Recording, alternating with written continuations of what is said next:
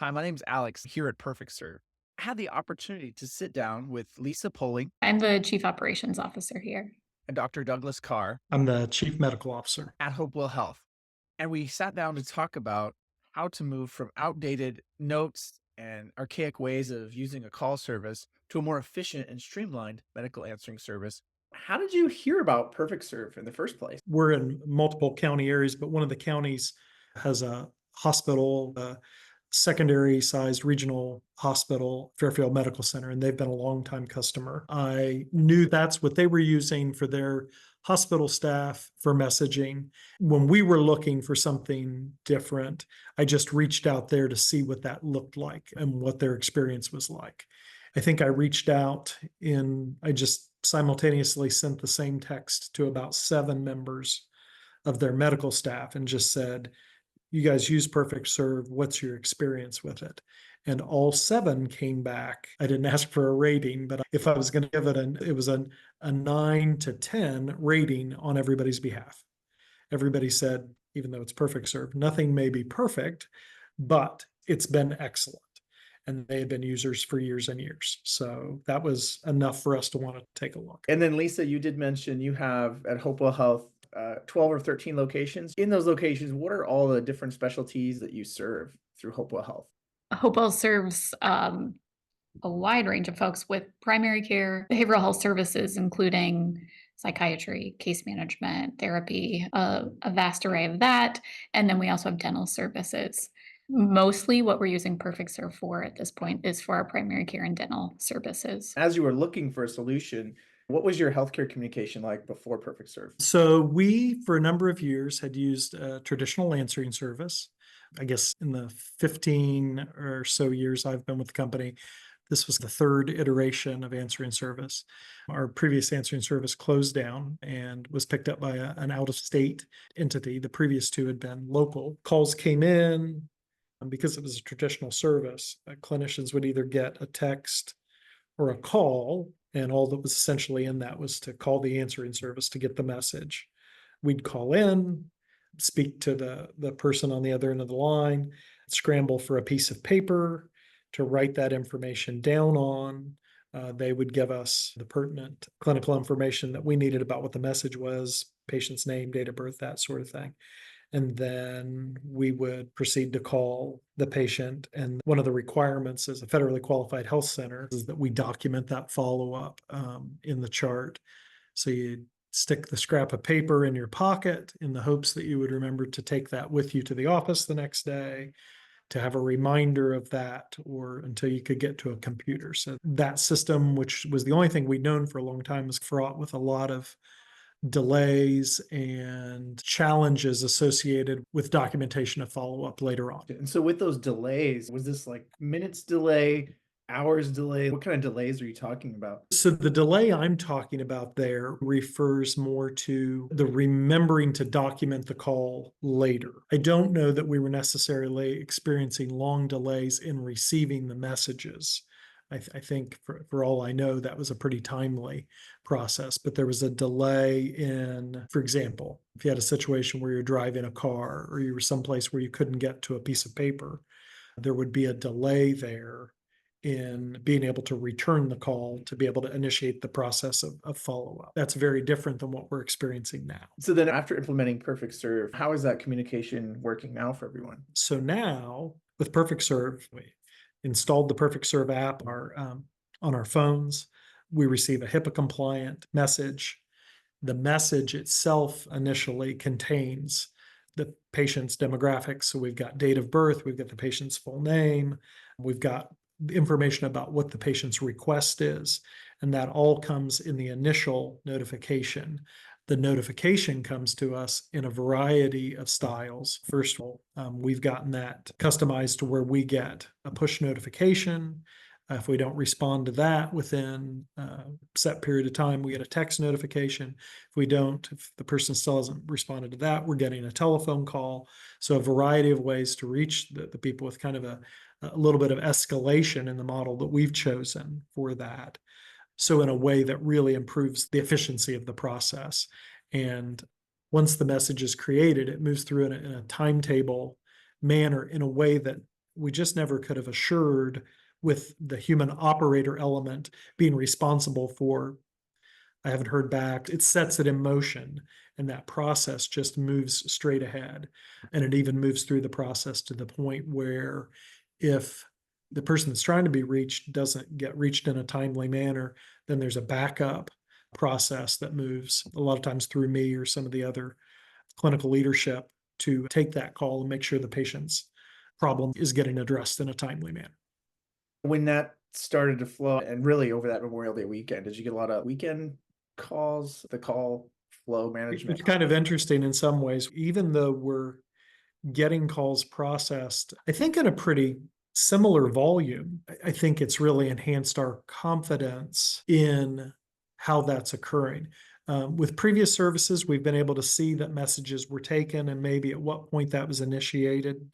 Now we can see at which point people were being notified, if processes were working, and we've really been able to troubleshoot through that. It's working that most of our coverage is going to be obviously after hours.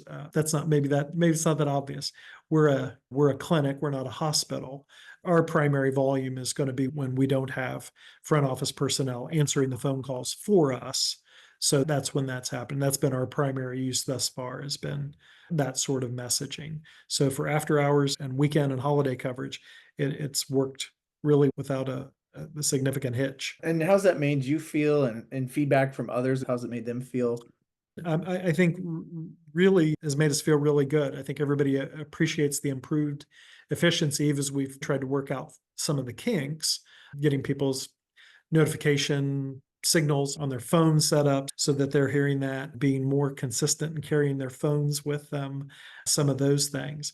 But even as we've worked through some of those glitches more often on our side, everybody has commented along the way that they still really like the setup. One thing that I don't know that I mentioned earlier, but I alluded to, is that when we get that HIPAA compliant message, and maybe that comes in the middle of the night, and the next day it strikes you, oh, I need to be documenting that. You don't have to go look for the piece of paper. You don't have to look for that scrap of paper where you wrote the information.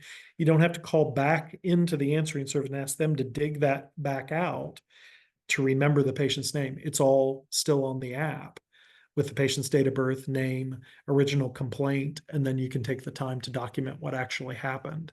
And closing that loop is something that's important for us in terms of quality measures, quality of care, and then also being able to be compliant with some of the regulations we fall under as a federally qualified health center. I can imagine that would be a big time savings too. Like, Yeah. Oh, it's huge in that sense. It doesn't have an alarm clock with it that reminds you that you haven't documented it, but it we'll get there eventually. how on the time savings, are you able to track that now and be like, before it took us 3 hours, now it only takes us like 10 minutes? Is there stuff, do you have data on that yet? So I think that there is definitely a possibility for us, not necessarily on the call process, but on that follow-up process that Dr. Carr has referred to. We will be able to have understanding of the time frame in which that call came in compared to when the documentation went into the chart, and if that note was locked in a timely manner based on company policy and procedure. Now that we have a more consistent way of seeing when the messages came, it will allow us to do that tracking process that we didn't have access to before. Yeah, like Dr. Carr said, I think he mentioned you don't have to call into the other service and wait for them to paper trail it and get back to you who knows when kind of a thing. Exactly. He will tell you that there have been lots of instances where folks are saying, I had to call back, I had to get to a supervisor, I was on hold for 10 minutes. Those are the kinds of things that folks are really happy to not have to sort through. They get their messages much more convenient. And are you reading patient feedback? What are patients saying and how has it made a difference in patient care? So we haven't really gotten any specific patient feedback as of this moment. I can also say that means that we haven't had any negative feedback, which is likely probably the best news so far. We do a regular patient satisfaction survey, and we do talk about the ability to reach us in a convenient way. So we'll have some information when we do that annual survey at that time as well. Thinking operationally, if you were to go to a conference and meet with other medical practice managers, other operational leaders who are trying to navigate this, what would you tell them about PerfectServe? And then for Dr. Carr, if you were to go to a conference of other doctors and clinicians, what would you tell them? So maybe start with Lisa and then segue to you, Dr. Carr. Sure. So I would really be highlighting the ability to see the information that's coming in to better understand the types of calls that we're getting, to better understand the needs that patients have after hours. And because of the setup that we had prior to Perfect Serve, it wasn't always really easy to understand how a patient got from point A to point B. Now we can really fully understand that if Dr. A gets a call that Dr. B should have gotten, that's not a mistake on the answering service's part because we can see that patient chose Dr. A and not Dr. B. Those are things that, from an operational standpoint, have been really helpful in understanding, especially as a way to troubleshoot. Without that tracking ability, we would be thinking, why did the answering service not route this call correctly? And prior to Perfect Serve, that's exactly what we were assuming. And what we found at this point is that's most likely not the case ever. So I think there's real value in the opportunity to understand the information from the back end from an operational standpoint. It's hard to sum up what I think is the best part of it for me. I've alluded to it earlier, but if I was going to tell other clinicians, like I said, the ability, and we haven't even tapped into all of the parts of this yet, but the ability to exchange, store HIPAA compliant medical information has been the biggest advantage. And we haven't even tapped into that in a way that I know hospitals are using. I've trialed with my team the ability on a day like today when I am not in my home site that they can message me in a way that's perfectly legal, very complicated messages, imagery, lab results, all kinds of things if the need be, in a way that just is not possible in any other old-fashioned way of doing things, or frankly legal. Because I think everybody's aware that messaging can and does happen in a way that shouldn't be happening. And PerfectServe makes that possible in a way that's, like I say, HIPAA compliant and frankly legal. And I just really appreciate the idea that I can, yeah, you haven't made me think about the time saving until now. That doesn't involve stopping a vehicle, calling, retrieving, all that. If I've got my phone with me, the message is to me in the first minute, then I can make the decision on how quickly I act upon that. You mentioned stopping your vehicle. Yeah. Tell me more about that.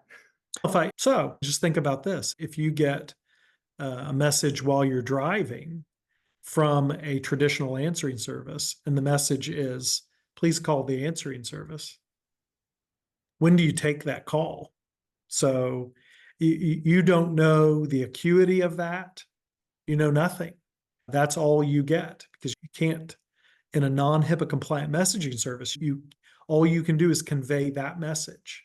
Or they can make a phone call and you can try to listen to the message and they say, hey, Dr. Carr, I'm calling you with a message from Alex Bricker. His date of birth is this. He's got this migraine that won't go away. His telephone number, that doesn't do you any good if you're not writing any of it down. So you do have to stop the car. I'm just not that talented to remember name, date of birth, and how many digits, 10-digit phone number and be able to make that. So I have to stop the car if I'm driving. With PerfectServe, I can make a glance, even on my watch, know that I've got a message. Then I can make a decision whether I can glance at that and see the name and move on. So that's why I'm saying that about pulling over the car, because that just doesn't work with a traditional answering service. That makes sense. And you probably are able to see a little bit of the urgency of that too. Exactly. If it's super urgent. Okay, I'll pull over maybe and then look at it or whatever. But Exactly. Or I can take it. Yeah. I bring this example up all the time, but it's not actually a very common one for me. But to be sitting at the movies or a concert or something like that and receive that message and be able to look down at it and decide, do I need to get out now or can I wait till the curtain closes, or do I can make a lot of decisions because I've got all the information I need. It's delivered in a fast, quiet manner, and I get the information like that. And so that's life changing. I haven't gotten to have that full experience yet, but I've been in the other side of it, just from traditional ways of paging going back 29 years, when it was just a pager and it, please call the hospital. Would it disrupt your day? It, oh yeah, it was loud. And the original pager, it would have a long tone, and then the speaker would open up. And no matter where you were, it announced the message.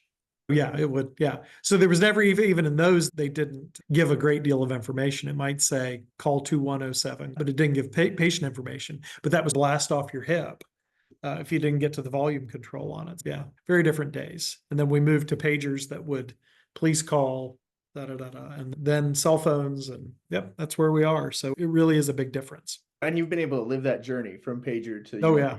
Yep.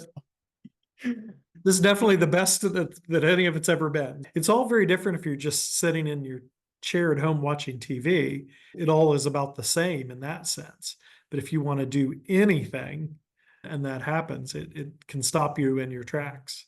Yeah. And do you get a lot of other clinicians calling in back and forth too? Like you said, you can text them. Okay, elaborate. So we haven't done much of that, but I have utilized it some. I've had a couple of patients at Fairfield Medical Center, and that has been nice because now we have complete connection with them.